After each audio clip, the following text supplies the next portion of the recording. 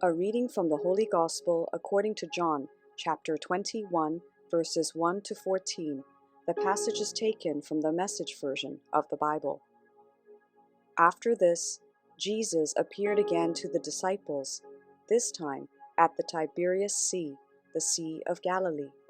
This is how he did it. Simon Peter, Thomas, nicknamed Twin, Nathanael from Cana in Galilee, the brothers Zebedee and 2 other disciples were there. Simon Peter announced, "I'm going fishing." The rest of them replied, "We're going with you." They went out and got in the boat. They caught nothing that night.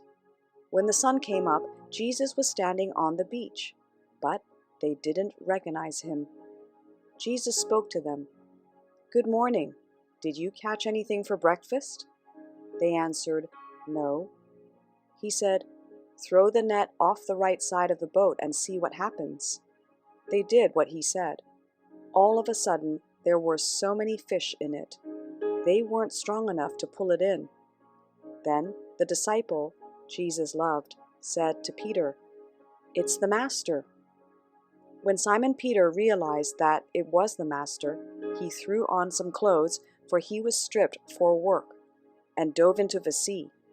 The other disciples came in by boat, for they weren't far from land, 100 yards or so, pulling along the net full of fish.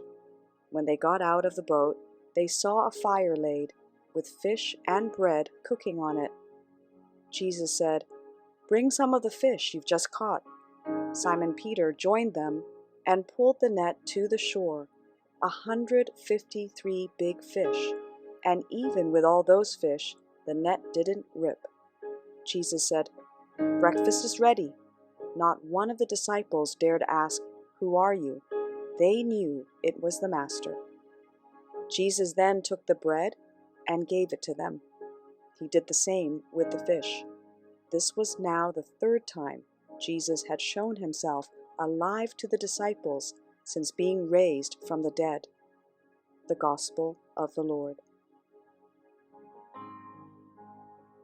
Let us now listen to a short reflection on the Holy Gospel according to St. John, chapter 21, verses 1 to 14.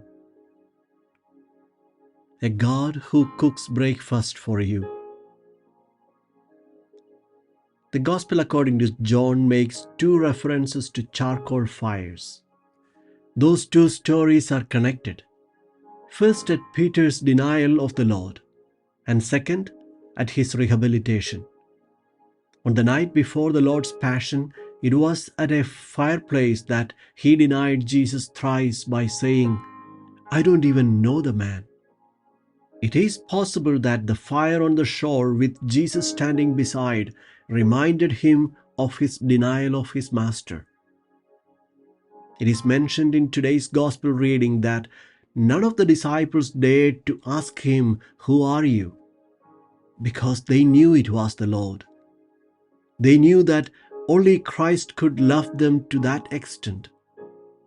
In fact, during the crucial moments of Christ's life, all the disciples deserted him.